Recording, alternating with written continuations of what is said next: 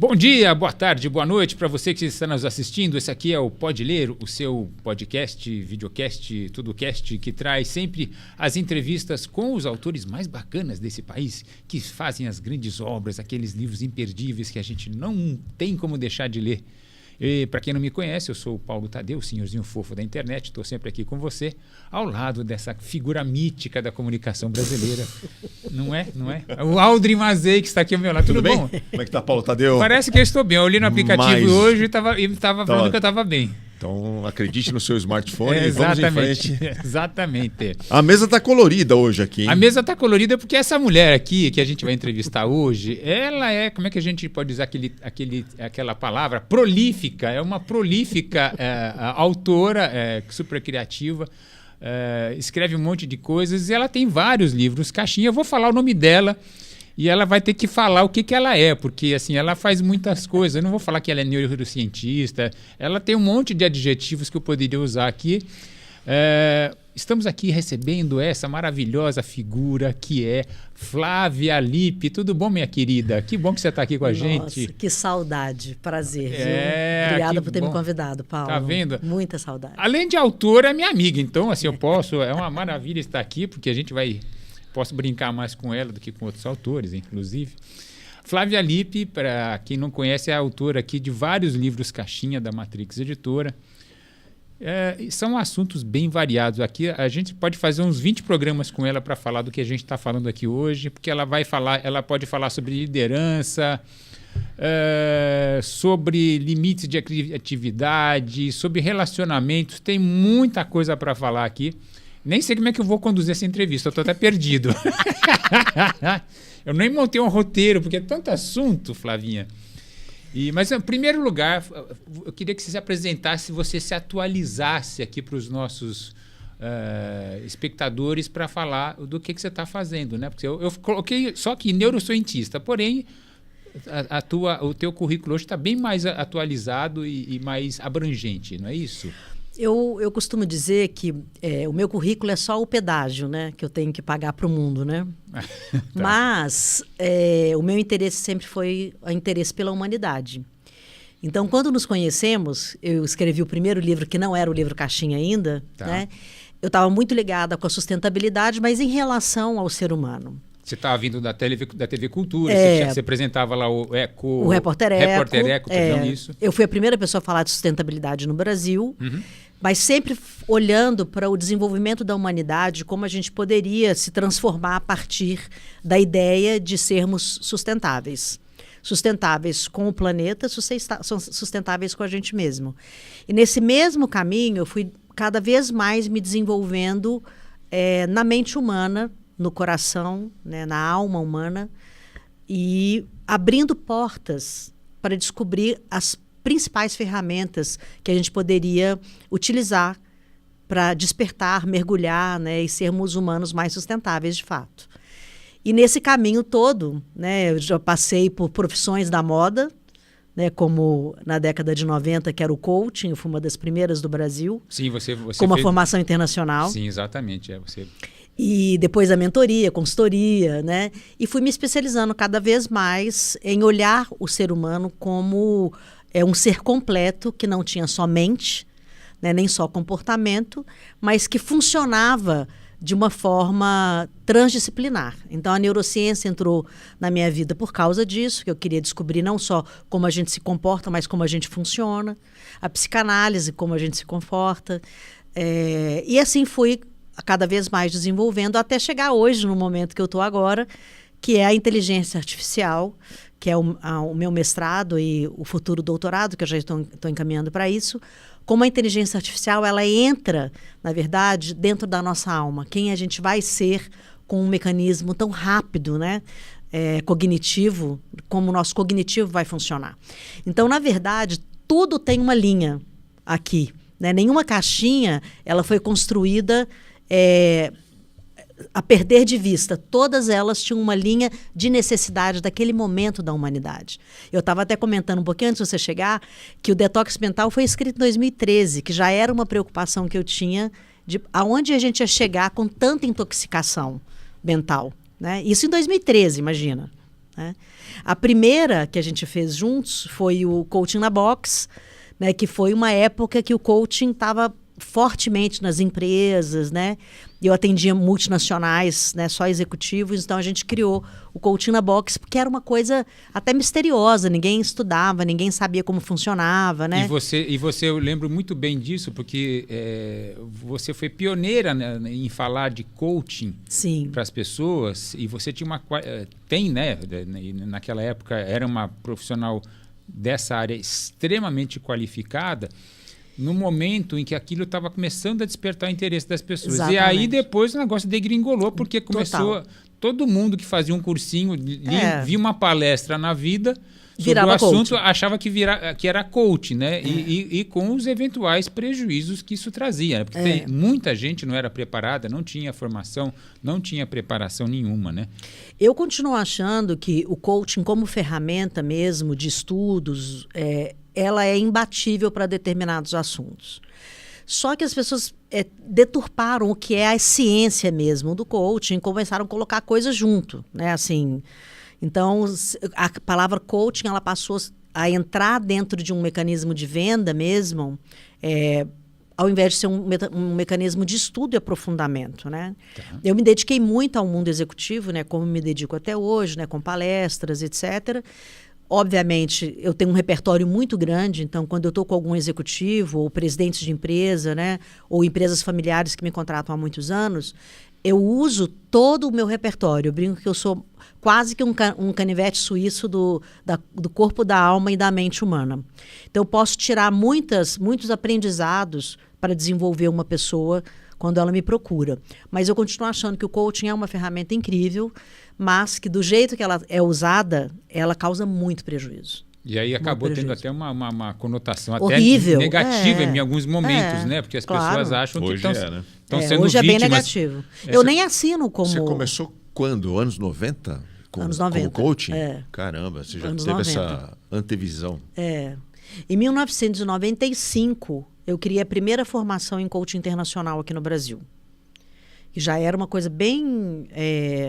Ninguém falava disso, Aí, quando foi 2000, mais ou menos, aí eu já tinha uma pequena escola mesmo, que eu funcionava com a formação de 12 pessoas por vez só.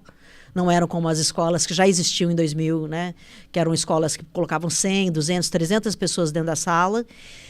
Mas eu fazia mesmo a formação, para fazer a formação comigo, ela durava 2 anos e meio. E depois você tinha que fazer provas fora do país e comprovar no mínimo 10 mil horas de atendimento. Aí a pessoa recebia um diploma. Então, formei poucas pessoas, mas muito qualificadas, realmente, para trabalhar com isso. Tem pessoas que trabalham ainda com isso e que formaram comigo. O Repórter Eco é de quando? O Repórter Eco é de 1990. 90? Você foi pioneira também, né? Não lembro de outro programa falando de sustentabilidade na TV. Em 92, a gente estreou o Repórter Eco. Né, em 1992, 1990, a gente começou a criar a trilha de conteúdo. Eu estava na televisão. Era jornalista dos principais jornais, e a gente começou a criar trilha de conteúdo. Então, o conteúdo em sustentabilidade ele estava comigo. E aí, em 1992, quando teve a Rio 92, não sei se vocês se lembram disso, né, que foi um marco, né, no Brasil, aí a gente criou o programa que era ao vivo e diário. E a partir daí ele virou um programa semanal, e ele existe até hoje, mas hoje com um outro olhar, ele tem um olhar mais agro, é uma coisa diferente do que foi criado, né? Criamos 3 pessoas, criamos o programa, eu, a Vera Diegoli e na época a Lia estava com a gente também, e nós 3 fizemos a formatação do que ele era, né? E durante muitos anos eu fui pioneira nesse assunto, mas eu nunca achei... Marcou, né? Marcou. Mas eu nunca encontrei alguém que falasse da sustentabilidade colocando o ser humano inserido nisso e não separando, né? Colocando a sustentabilidade como olhamos para a natureza, mas não olhamos para nós mesmos, né? Então, a minha ideia sempre foi continuar com a sustentabilidade, mas mostrar que para a gente viver de forma sustentável, a gente tem que saber quem nós somos, né? Como humanos, como a gente vai interagir com o planeta, com os crescimentos, né? E principalmente com quem nós somos, né? Eu até faço muita crítica hoje, né? Eu estava dando uma entrevista outro dia, alguém perguntou assim para mim, o que você acha do veganismo e do vegetarianismo? Eu acho uma farsa. Uma farsa? Acho uma farsa. Entende? Por quê? Porque as pessoas defendem o vegetarianismo e o veganismo com ódio. Ah, ok, tá. Com raiva. Com raiva, tá, entendi. Entendeu? E o veganismo e o vegetarianismo é o oposto disso. Ele deveria ser o amor e não a raiva. Ele não deveria ser alguém botando o dedo na sua cara e dizendo você não pode comer carne. Ou você não faz isso, ou você está fazendo aquilo. Né? Então, é uma imposição ao contrário. Isso não é só, não só desse conceito de vegetarianismo e veganismo, mas que a gente coloca isso para diversos outros assuntos, né? assuntos. Políticos, de identidade, enfim, é muito isso, dedo apontado e... Eu, no entanto, assim, ninguém nunca nem soube, né? Assim, que eu sempre fui vegetariana toda a minha vida, né? Eu agora, inclusive, estou repensando muito essa questão. Eu perdi minha mãe agora há pouco tempo, a mamãe faleceu tem 7 meses, e eu tive um despertar muito interessante sobre isso quando ela faleceu. Né? A minha escolha de ser vegetariana, que foi muito jovem, era por empatia, né, aos animais, não era por saúde. Que eu acho que a sustentabilidade ela entra nisso, é por isso que eu cheguei nisso. Né? Então, se a gente está defendendo um país pacífico, um mundo pacífico, a gente olha para a sustentabilidade, a não destruição e, de fato, a construção de um planeta onde as pessoas vivam em harmonia. Em harmonia, Uhum. Né? Então, o vegetarianismo ele surgiu disso. Pra você. Ele não é uma religião. Não, ele surgiu Sim, assim. não, okay, né? Tá, mas... Era uma forma empática e uma forma sustentável. E ele foi transformado como o yoga, por exemplo. Tá. O yoga ele é raivoso no Ocidente. Né? Quando você fala de yoga no Oriente, o yoga é a preservação de uma cultura. Não sei se as pessoas estão lembradas qual é a característica do hindu. Ele não é branco de olho azul. Né? Então, o yoga ele é uma formação social e psicossocial. No Ocidente, o yoga virou uma coisa de mulheres apressadas, de homens sarados, de pessoas nervosas com um tapetinho nas costas. Tá, okay. E, por acaso, vegetarianas.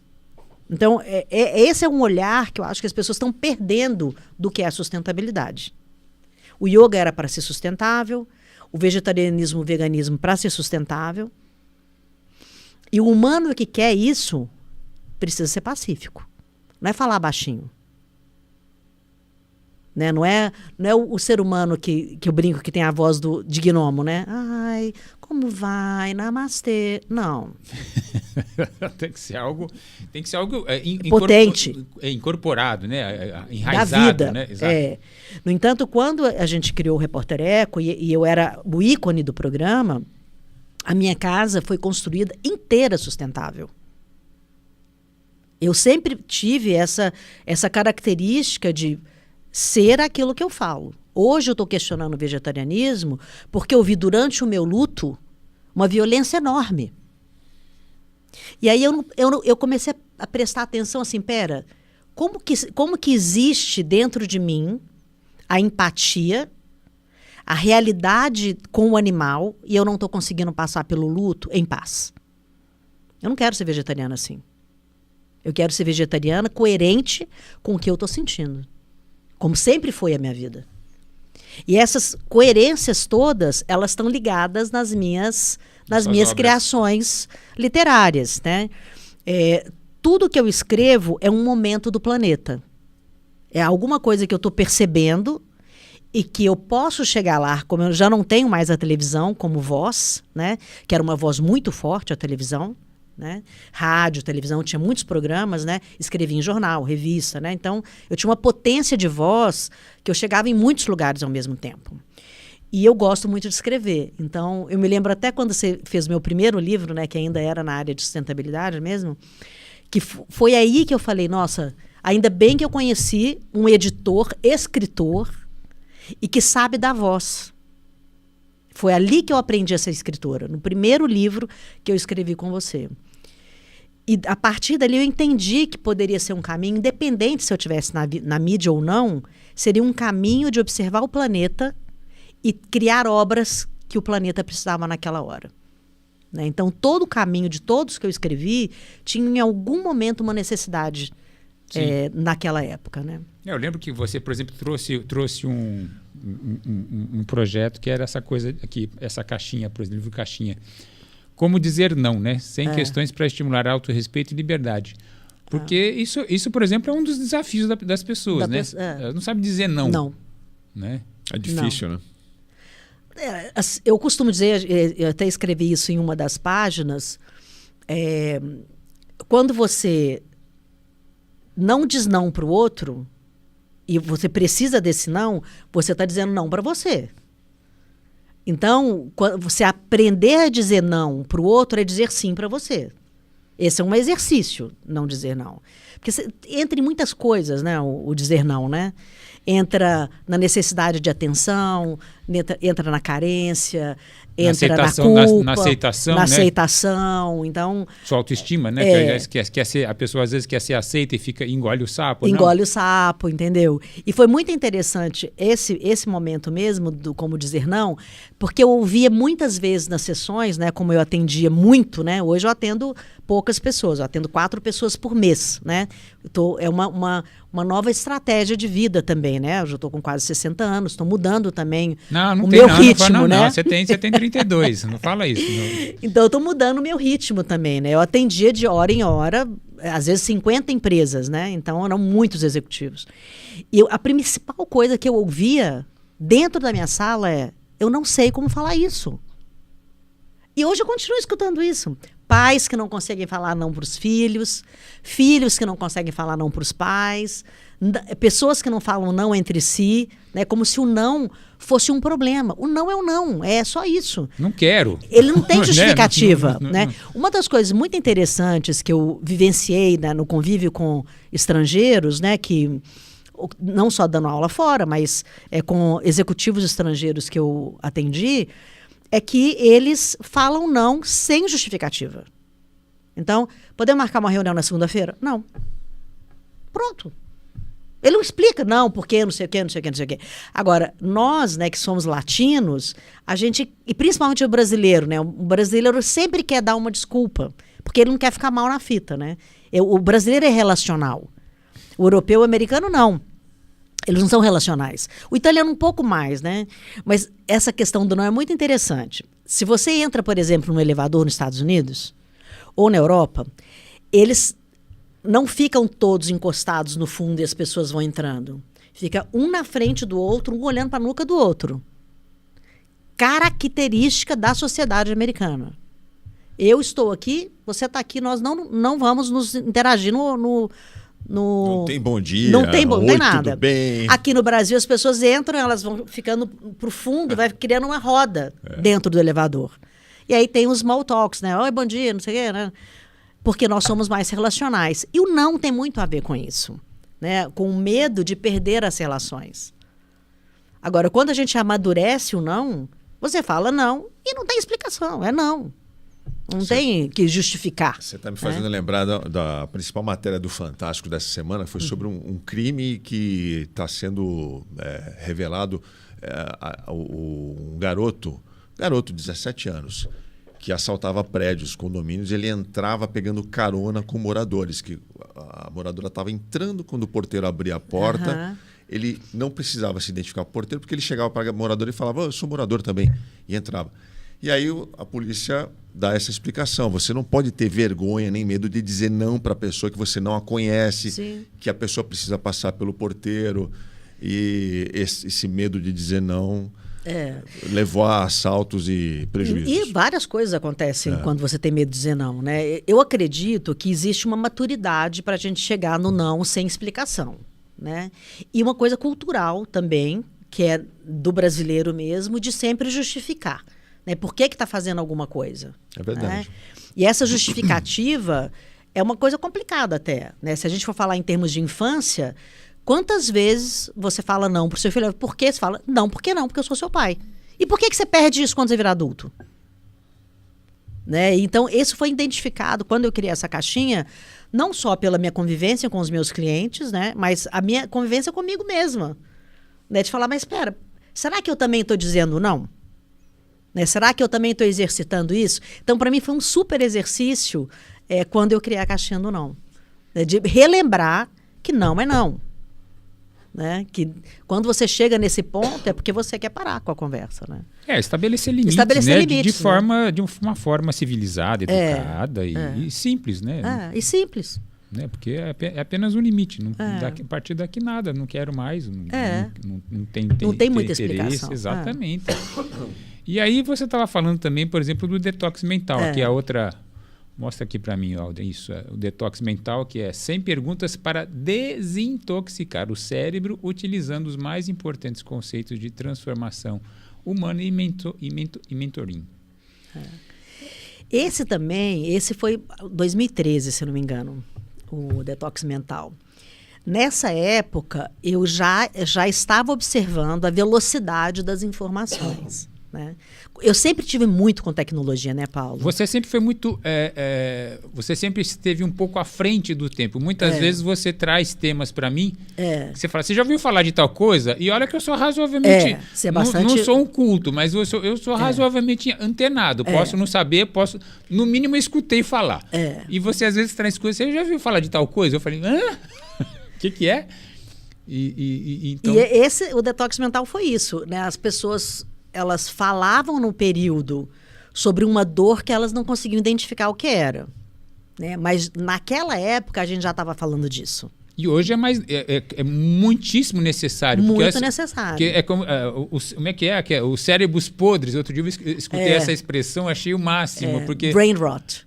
Porque estamos num nível de empobrecimento mesmo. Empobrecimento, né? De poluição mental, de podridão mesmo, porque é muito lixo que chega na nossa vida, muita informação. Está regredindo, né?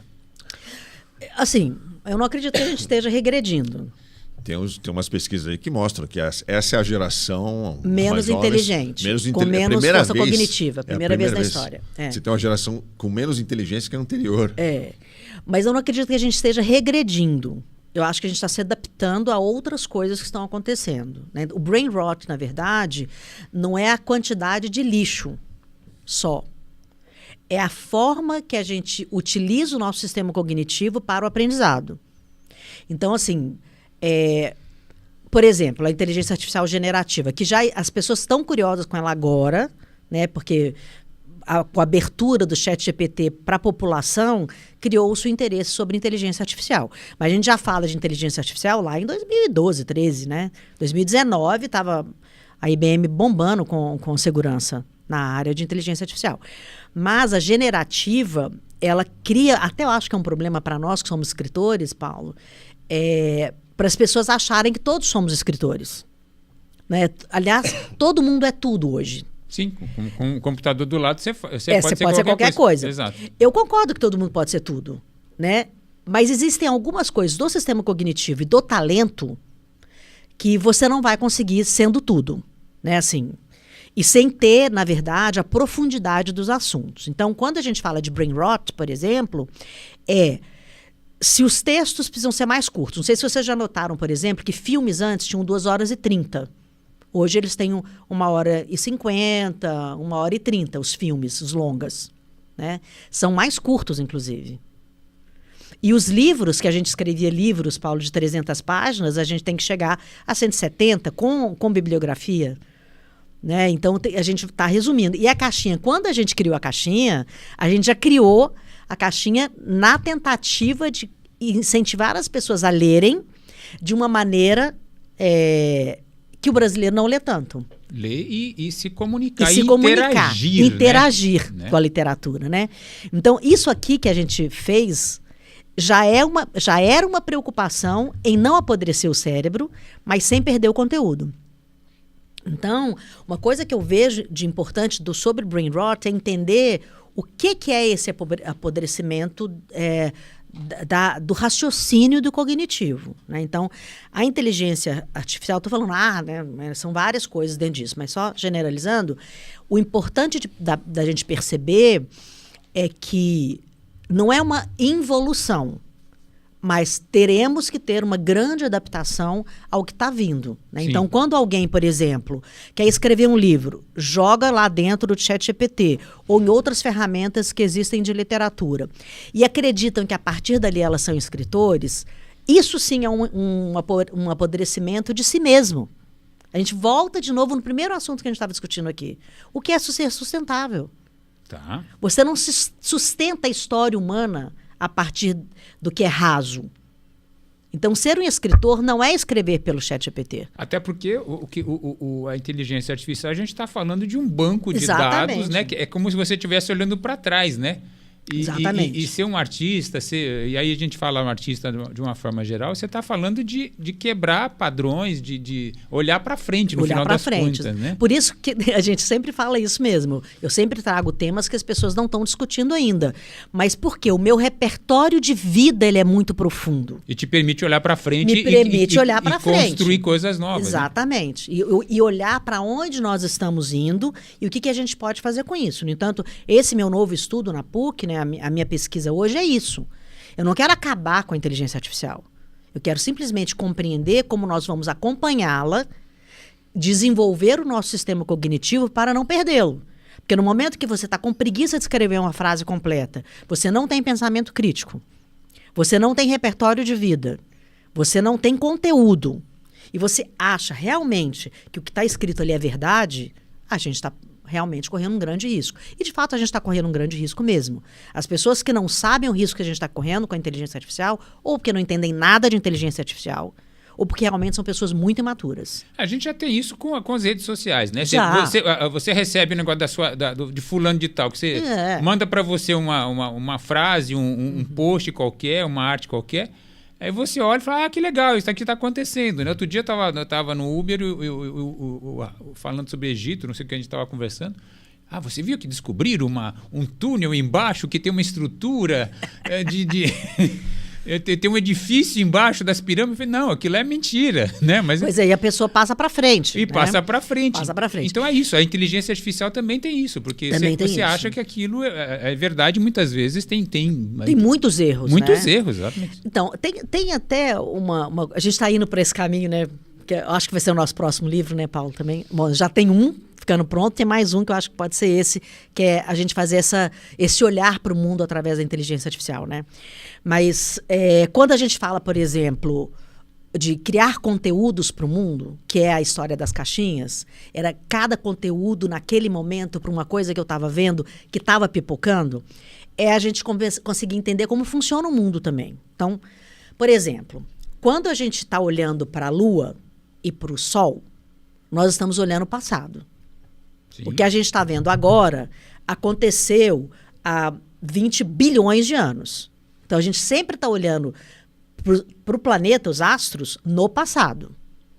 Essa informação é uma informação interessante da gente ter como humanidade. Nós estamos sempre atrasados no sentido de olhar o planeta. Então, quando a gente fala hoje da inteligência artificial, a gente também está falando de passado. A gente não está falando de futuro. O futuro é o que nós vamos fazer com esse passado que está sendo construído. Né? Quando as big techs, que são as que dominam esse assunto, depositam lá dentro o que vai ser a nossa vida, sendo que ela já aconteceu, a gente tem que entender como que a gente vai ser sustentável. Se você imaginar, por exemplo, inteligência artificial, ela não tem empatia, certo? Ela está cada vez mais humanizada no sentido de recriar uma linguagem, mas ela por si não tem empatia. Empatia é uma coisa, né, estritamente humana. Uhum. Ela não tem empatia, ela não tem pensamento crítico, ela escreve qualquer coisa, inclusive dados errados. Se você acreditar e publicar, problema é seu. Uhum. Né? Ela não tem nenhum olhar sobre o que aconteceu no mundo. Ela pode criar dados, inventar uma história, pode falar em algum momento que o Brasil não é o Brasil, e alguém vai acreditar que o mundo é quadrado, inclusive, e tudo bem, porque está escrito lá. Você está, na verdade, convivendo com um psicopata. Tá. Né? E um psicopata puxa saco. Sim. Não sei se quem usa o ChatGPT, não sei se vocês já perceberam. Já vira e mexe e dá aquela alavancada no seu no seu ego. né? Nossa, isso foi incrível que você pergunta falou boa agora. que você fez, né? Aqui. Então, quando a gente... Olha como a gente estava muito à frente, Paulo, quando a gente fez as primeiras caixinhas. Né? A minha foi uma das primeiras na época, né? Que foi essa aqui, né? Que era a época de ouro do coaching, né? Isso aqui é reflexão, porque eu não estou te dando uma história. E não está te dando uma resposta pronta. Você tem que se virar. Olha, isso aqui tem 3 coisas importantes aqui se as pessoas souberem usar as caixinhas da Matrix. Primeiro, vai aprender a usar o ChatGPT por aqui, tá? Se você não souber fazer pergunta, você não sabe usar o ChatGPT e nenhuma outra inteligência artificial. Primeira coisa. Então, compre caixinhas e aprenda a ler. E aí você vai aprender a fazer pergunta. Depois, você tem que ter pensamento crítico, porque eu não estou te dando resposta. Você vai ter que investigar a sua resposta muitas e muitas e muitas vezes para se desenvolver. Que é uma possibilidade que você pode ter com o ChatGPT, com a inteligência artificial. Se você souber fazer pergunta, você vai desenvolvendo aquilo, checando informações, até você chegar em algo, isso aqui, aparentemente, eu consigo sair daqui. E a outra coisa é você ser autêntico. Isso aqui te traz autenticidade. Se você deixar ele fazer tudo para você, você não desenvolve isso. A autenticidade é uma arte também, né, de você ser diferente do que as pessoas estão esperando. E que o que a inteligência artificial está fazendo, o que é muito interessante para as big techs, é criar pequenos quadradinhos onde você vive só naquele mundinho. Ele vai te dar só aquilo que você está falando. Como as redes sociais também fazem isso, né? A gente criou essas bipolaridades todas de políticas e econômicas porque as informações que estão ali são deturpadas de todos os lados. Mas criam pequenos mundinhos onde você se encaixa. Aí a gente já vai entrar em neurociências, né, e ver por que as pessoas precisam se encaixar. As pesquisas mais interessantes nisso, e que tem a ver com isso que a gente faz aqui na editora, é como você olha para o mundo a partir da negação de não ser você. O seu olhar para o mundo de não ser você é que vai fazer com que você seja aceito. Vocês já viram um experimento social, que é um cara que entra no elevador e senta no chão e faz assim? Não, acho que não vi. Não. Ele entra no elevador, está rodando aí um experimento social. Ele entra no elevador, aí ele vai lá para o fundo, senta e faz assim. Aí entra mais um, olha para ele, senta e faz assim. Aí tem uma pessoa lá em pé. Aí entra mais um, senta e faz assim. Aí o que o cara faz? Faz assim, senta, pô. Ele falou, tá todo mundo entrando, fazendo assim, sentando, eu vou fazer também. E isso é uma coisa que a neurociência explica, a partir da terceira pessoa, repetindo, mesmo que você saiba que você tá certo, você aceita aquilo, para não ser excluído daquele meio. O elevador é um meio também. Todo lugar que você está é um meio e que você não quer ser excluído. Entrou um, deve ser um maluco, né? Entrou 2, aí falou, alguma coisa estranha. Entrou o terceiro, alguma coisa está acontecendo que eu não sei o que está. A gente tem necessidade de pertencimento. De ser pertencimento. Né? Essa é uma das coisas mais importantes, né, da humanidade. Aqui a gente tem 3 conversando. Será que por causa disso as pessoas vendo a gente conversando aqui, somos 3, será que as pessoas vão começar a conversar também? E vão ser mais críticas depois desse programa que a gente está fazendo aqui hoje? Olha, vão ter os 2 grupos, né? Os que vão achar que nós somos 3 idiotas e o outro grupo falar, são 3 pessoas geniais conversando sobre coisas que eu não estou alcançando e que eu quero aprender com eles. Mas tem um grupo que vai achar nós 3 idiotas mesmo. Bom, não tem problema. Que é a bipolaridade mesmo, né? Que está acontecendo hoje, né? Flávia, deixa eu te perguntar um negócio. Eu vou falar de novo do Repórter Eco, porque você falou de sustentabilidade várias vezes. Uhum. Você começou com esse tema mais de 30 anos atrás. Como é que esse tema evoluiu na sua análise? Eu acho que evoluiu muito. Assim, vou te explicar qual sentido. Em relação ao público, como é que o público recebeu o teu produto, a tua ideia de falar sobre sustentabilidade na televisão aberta lá no início dos anos 90? E como é que esse tema está hoje? Você acha que o público está interessado nisso ainda? As pessoas se preocupam com isso? Muito mais. É? Muito mais. Na época, por exemplo, meu apelido era o bicho grilo que deu certo, tá? Aquele era um bicho grilo que deu certo. As pessoas olhavam para mim dessa forma, como se eu fosse pá, falando de natureza, ninguém levava isso como jornalismo sério, etc., né? E achavam que era uma coisa meio radical, né? Nossa, ela é muito radical, ela pensa nas plantas, nos animais, na baleia, né? Era uma coisa bem, sabe? Foi tão importante isso, e a gente desenvolveu tanto de lá para cá, que não existiam editorias na área.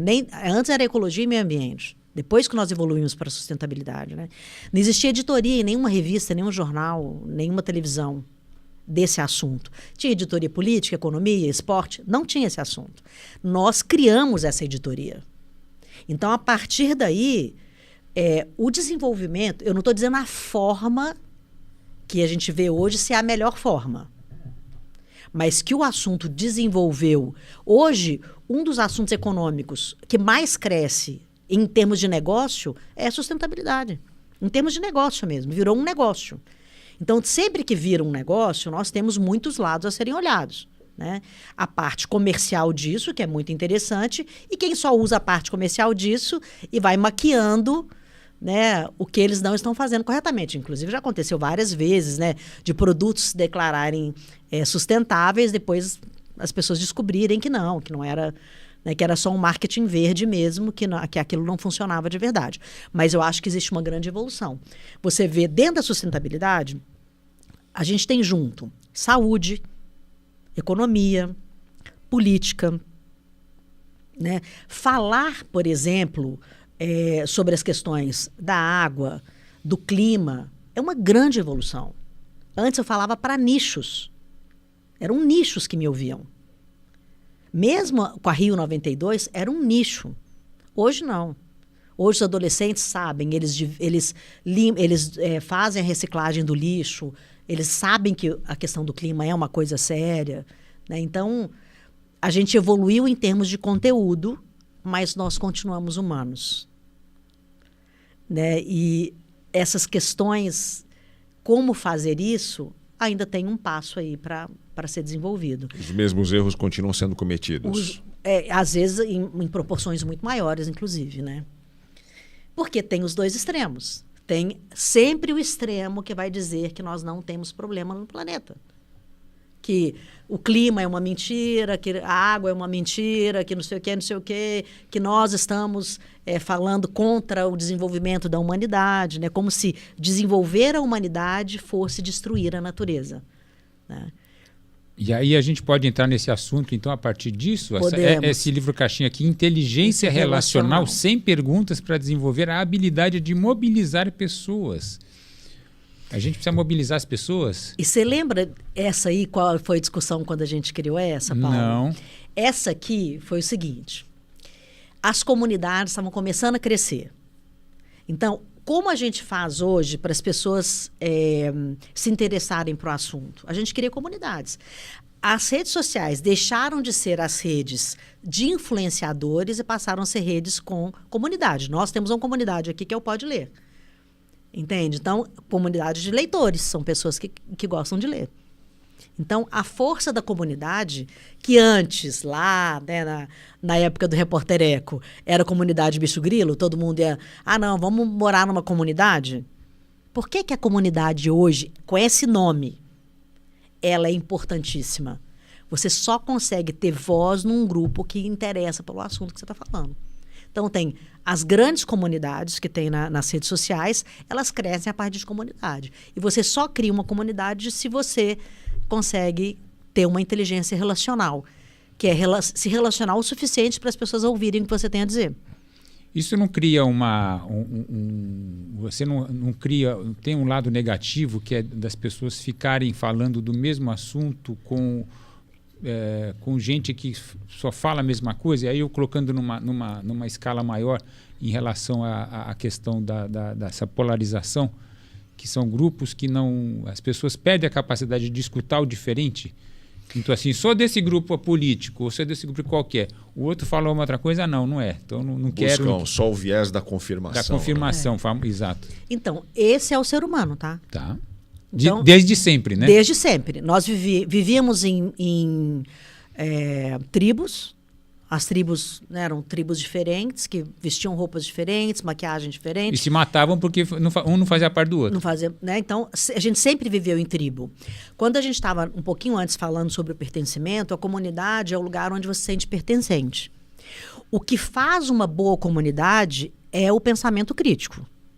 É você saber que você pode navegar em várias comunidades e se sentir melhor em uma.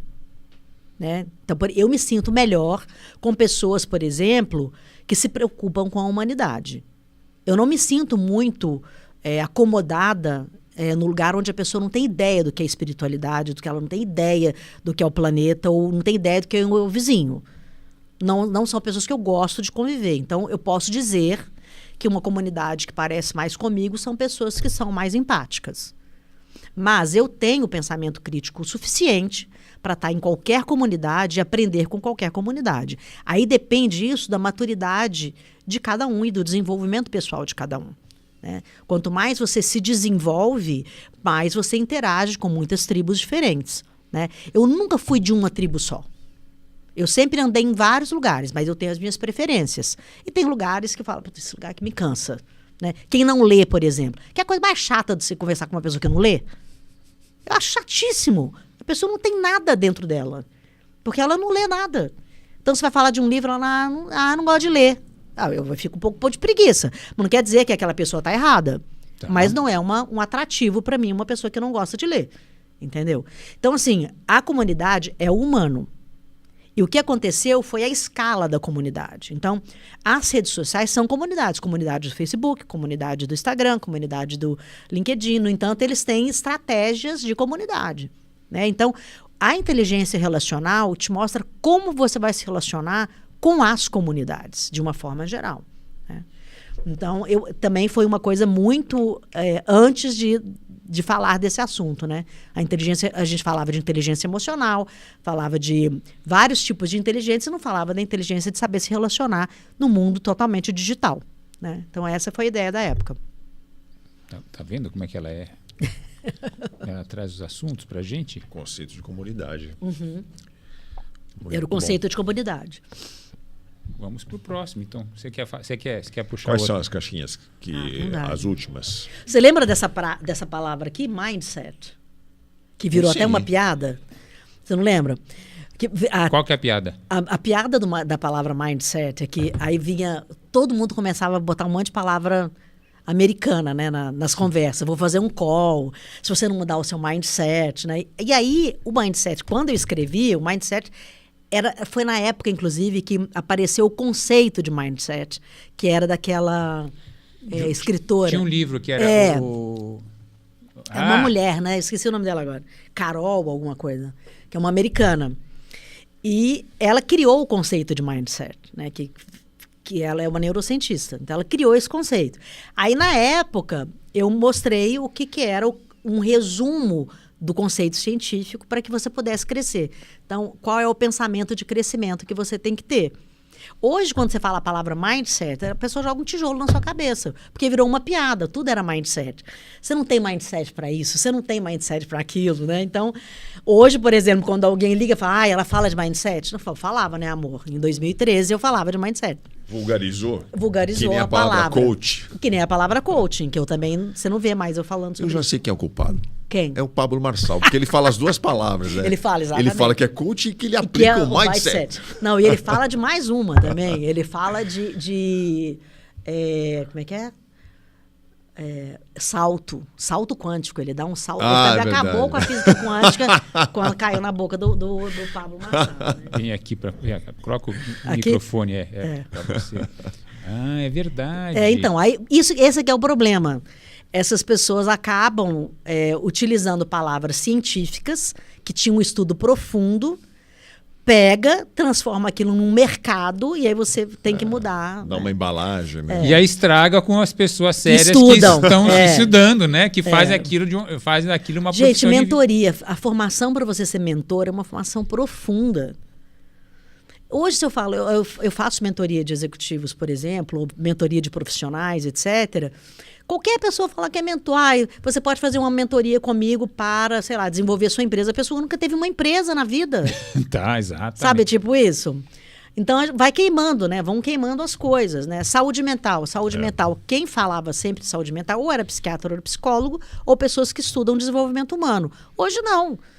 A pessoa teve um problema, teve um burnout, ou teve depressão, ela faz palestras sobre saúde mental. E daí? Hoje em dia os caras... É daí que você teve, entendeu? Não significa que você teve que você pode cuidar de alguém que não teve, entendeu? Né? Então, essas são as coisas que a gente está vivendo. Hoje em dia os caras ficam ricos vendendo curso que ensinam você a vender curso. Exatamente, é isso aí. Mas é legal porque a Flávia não procrastina. Não. Né? Vamos falar de procrastinação agora. Vamos falar de procrastinação. Outro livro Isso caixinha. É Livro caixinha aqui da Flávia Lippe, outro tema interessante. 100 perguntas para pensar em saúde, inovação, produtividade e conquistas. Que as pessoas deixam muito para depois, hoje em dia, não? Olha, o excesso de tela é tão grande e tem uma lógica o excesso de tela, né? Quanto mais você fica ali, mais dopamina você precisa. Então, você tem que ficar na tela para ter uma dopamina rápida, né? Para matar a vontade do açúcar, né? Vamos dizer. É um crack. É um crack, né? E aí você procrastina, porque você perdeu tanto tempo. Quantas vezes... Assim, eu fiz um teste, né, por causa da minha pesquisa, de ficar 7 dias, o tempo inteiro com o Netflix ligado, tá? Entrava uma coisa, saía outra coisa, entrava uma coisa, saía outra coisa. 7 dias. Você fez isso? Fiz. Nossa. Para minha pesquisa. Eu tive vômito, enjoo, enxaqueca. Eu fiquei com o rosto inchado.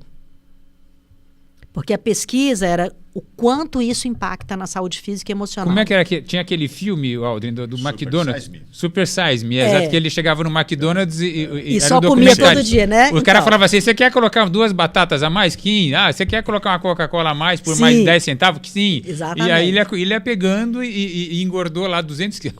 Como é que foi que você fez? Você ficou na frente da TV 7 dias? Frente, o tempo inteiro. No computador. 24 horas.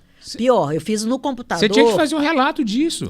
Tem. Tem que fazer porque isso. Como eu tenho minha pesquisa lá na PUC, isso fez parte da minha pesquisa. Ah, bom, então tá. Mas eu não tá lá no relato, é porque é um recorte da minha pesquisa. Você, né? que está vendo a gente agora está vendo isso aqui em primeira mão. Ó. Você que está aí nos acompanhando está vendo isso em primeira mão. Isso aqui é um relato importante, que as pessoas... Outro dia teve uma moça também que falou que ficou não sei quantos, um ano sem redes sociais. Você precisa contar essa sua experiência. Porque isso é muito valioso, gente. Olha que coisa interessante. Quando eu fiz isso, eu passei mal fisicamente, de vomitar mesmo. Sim, exato. Né? Só que, eu não sei se vocês lembram como era o Netflix quando ele apareceu. Depois que você assistiu um episódio de 40, 50 minutos, já vinha uma informação. Você tem certeza que quer continuar? Agora, sabe quando apareceu isso?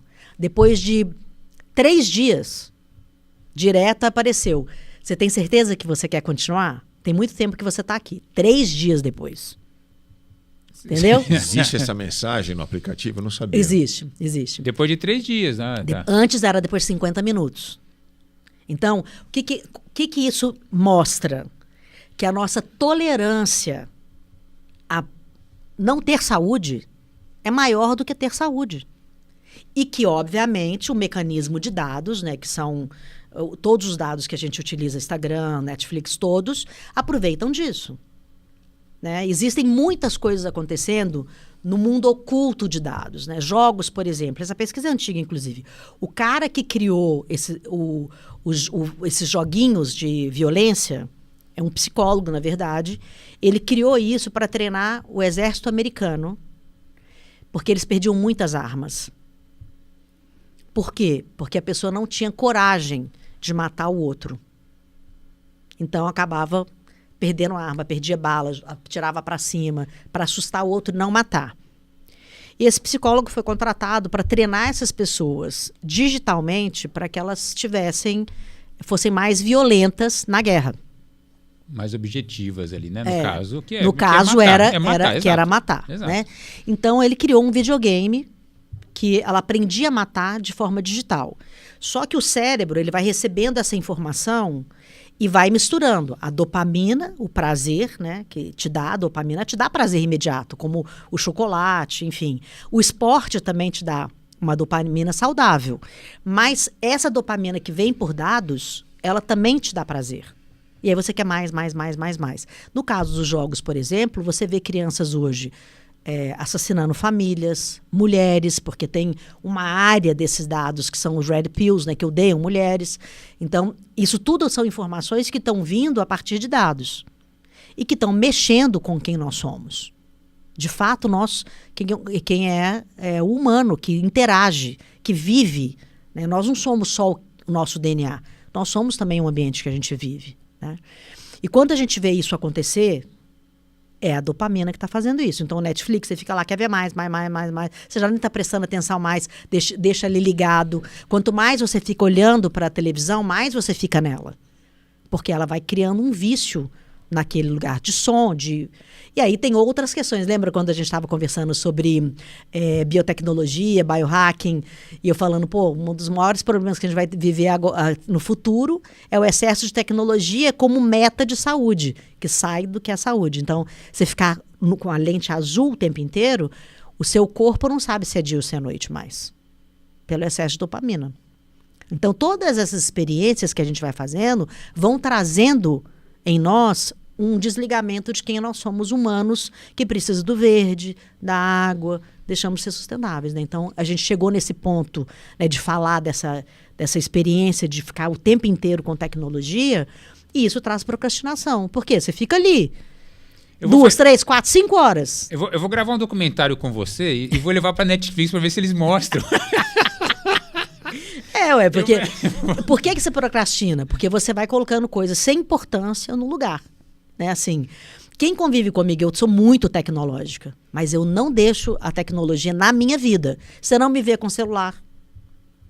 E olha que eu deixo todas as minhas redes programadas. Eu programo as minhas redes, eu não fico assistindo às redes e nem fico colada na tecnologia o tempo inteiro. Eu uso a tecnologia em meu favor. Então, eu uso o ChatGPT? Claro que eu uso. Eu uso tudo, inclusive, né? Inclusive faz parte da minha pesquisa. Eu uso não só essa inteligência artificial, eu uso várias inteligências artificiais. Mas em nenhum momento eu deixo que ela dite qual é o meu dia. Eu não tenho um dia desesperado, né? Assim, eu paro de hora em hora. Eu continuo com aquela que eu falava muito para você, que eu continuo tendo meu soninho depois do almoço, que eu sempre tive, eu dou uma descansada, eu desconecto. Eu não fico conectado o tempo inteiro. Então, isso tudo é um aprendizado de como a tecnologia vai me servir, e não o contrário. Né? E a procrastinação, ela vem no momento onde você coloca muitas coisas para ocupar o seu dia, porque você precisa de dopamina. É um vício, na verdade. A procrastinação é um vício. Não é um dos pecados capitais, não, né? Não. A preguiça. A preguiça que é. diferente. É diferente de procrastinar, né? Mas as pessoas estão tendo preguiça também, né? Porque... Muito. As pessoas não sabem lidar hoje com fracasso, Flavinha? Não. Eu estou perguntando isso porque a gente está falando aqui agora da outra caixinha dela, livro caixinha, que é o Sucesso e Fracasso, perguntas para fortalecer sua caminhada pessoal ou profissional. Porque uma coisa, as duas coisas acontecem, né? Acontecem. Nas duas esferas. Essa também veio num momento muito interessante, que foi a discussão. Por que todas as pessoas precisam ser ídolos de alguém, de alguma coisa? Né? Se eu converso com uma pessoa hoje que está começando a sua caminhada profissional, ela quer estar na cadeira do presidente sem ter feito nada. Ela não teve nenhum fracasso e ela se acha capaz de ser um CEO. Ou ela monta um negócio, desiste 6 meses depois. A cabeça da startup é uma coisa muito interessante. É assim, a startup ela é um novo velho modelo de fazer negócio, né? A pessoa fala, eu tenho uma startup. Ela está falando a mesma coisa que a gente falava quando a gente abriu um negócio. Sim. Idêntico. É um empreendedor ali. É um empreendedor como qualquer outro. A diferença é que eles acreditam que na startup, você não pode errar durante muito tempo. Então, eles não têm paciência de maturidade. Que é uma coisa que a gente está vivendo hoje no mundo. Você quer ser famoso sem fazer nada para isso. Você quer ser milionário, aprendendo a fazer curso e vender curso, né? Aí você quer ser milionário com o cara que é milionário às suas custas, porque ele está te ensinando a ser milionário se ele nem chegou lá ainda também. Entendeu? Mas isso tudo é cortar esse caminho do fracasso. Gente, a gente fracassa todo dia. E quem é empreendedor, quantos nãos que a gente recebe, Paulo? Eu sou empreendedora desde sempre. Eu sou super treinado para receber não. A pessoa fala não para mim aqui, eu vou tentar na próxima seguinte, se capaz da pessoa que está do lado, eu já tento logo de uma vez. Entendeu? Agora, as pessoas não querem ter essa sensação de perder, só quer ganhar. Então, quando eu criei essa caixinha, foi nessa tentativa também de discutir que o sucesso, ele vem. E ele não é o sucesso de todo mundo. Né? O sucesso, ele não tem uma cara. Você sabe que eu acho que eu sou uma pessoa muito bem-sucedida. Muito bem-sucedida. Agora, o seu sucesso não é igual ao sucesso de um milionário, que não é o sucesso de um bilionário, que não é o sucesso de um professor feliz, que não é o sucesso de um médico que salva vidas, que não é o sucesso de um diretor de uma ONG, enfim, cada um tem o seu sucesso. Tem o sucesso. E eu assim, algumas pessoas falam, mas você trabalha muito? Eu falei, quando eu quero. Eu tenho minha hora. Eu gosto de viver na natureza, longe da cidade. Eu tenho silêncio absoluto. Então, são coisas que para outra pessoa fala, nossa, por que ela mora tão longe, né? Por que ela mora no mato, né? Para mim isso é um sucesso. Eu poder escolher a hora que eu quero trabalhar, cara, isso para mim não tem preço. Agora, tem gente que não, fala, não, sucesso para mim é me matar de trabalhar. Eu não acho que vale um AVC, entendeu? Eu não acho que o trabalho vale um AVC. Então, eu trabalho para minha saúde, para eu estar bem comigo. Mesmo que tudo que eu faça não me dê a quantidade de dinheiro que outras pessoas ganham por outros motivos, entende? E que acha que é o... E muitas vezes estão infelizes, né? Estão muito... a maior parte das pessoas, né, que me procuram, elas estão infelizes em algum ponto da vida delas. E às vezes tem um nível de financeiro bom, mas não... mas não conseguem viver, né? Não desfrutam a vida, né? Para mim, sucesso é saber desfrutar a vida. É o caminho, né? E essa caixinha, sucesso e fracasso, fala do caminho. Você pode ter sucesso independente do sucesso dos outros e você tem que aprender a fracassar dentro do sucesso. E o fracasso é uma bela lição. Nossa. Né? Porque a gente não sabe lidar com isso. É uma espécie de não. Né? Por isso que eu te falo, todas as caixinhas elas estão interligadas. Né? Se você aprende a falar não, você aprende a ouvir não. Isso pode ser um fracasso ou pode ser só um movimento da vida. Né? Você ouvir um não. Que é o fracasso. Um fracasso não é assim, um fracasso é não. Né? Alguém chegou para você Alguém disse um não para você. Exato. Ou deu errado, ou o mundo, né? Exato, a situação disse um não para você, né? O planeta falou não para você. Pode acontecer. Agora, quando a gente está nesse estágio de entendimento, a gente sabe que a gente não vive num umbiguinho da gente, né? Essa é o salto que a gente consegue dar de vida, de história de vida. O mundo não é você, meu filho. Pelo amor de Deus.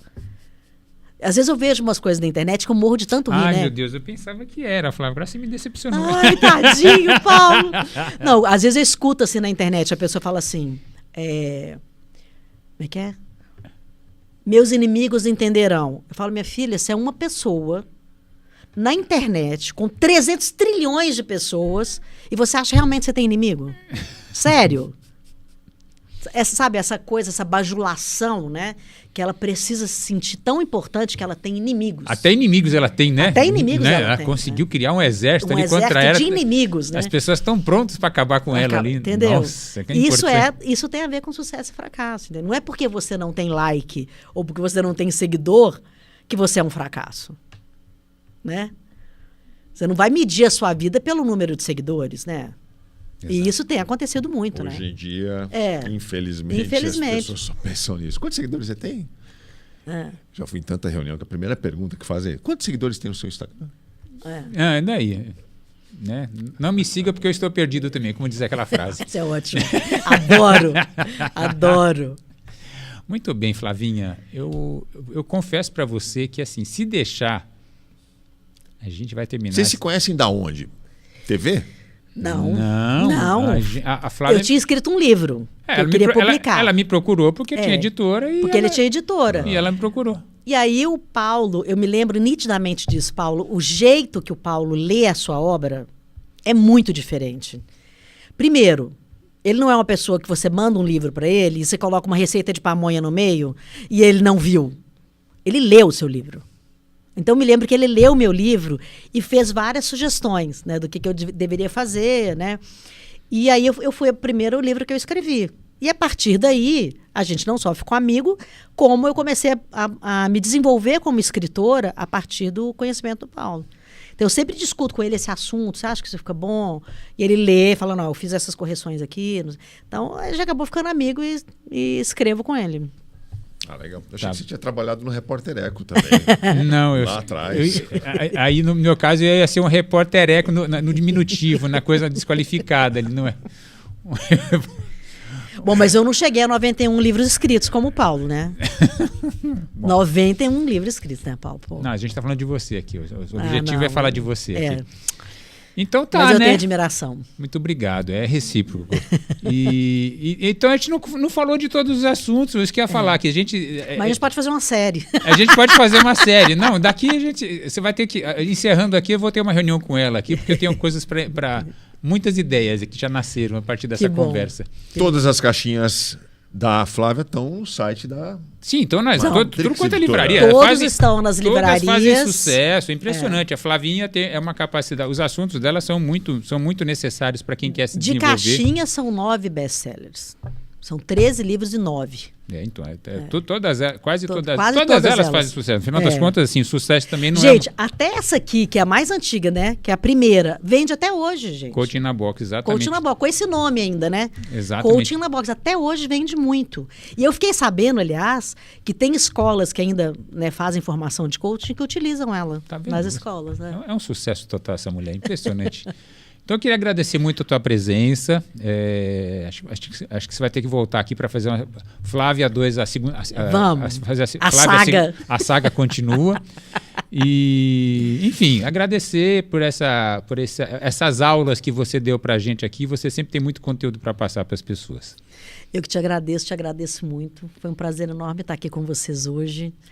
E, Paulo, você sabe que eu não seria escritora se não fosse você, né? Não fala assim. Muito obrigada por ter aberto as portas da literatura para mim. Que é isso, você que é. O próximo livro nós vamos fazer um jabuti. Pronto.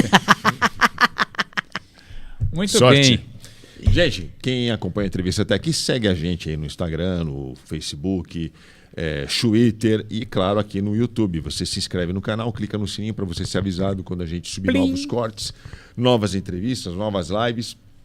Aproveita e compartilha o link dessa entrevista aqui nos seus grupos de WhatsApp para os seus amigos e familiares. A gente precisa muito disso e as pessoas precisam, né? Porque, afinal de contas, quem está vendo isso precisa ver esse vídeo. Isso aí. E, se você não é leitor, aproveita e começa a ler, né?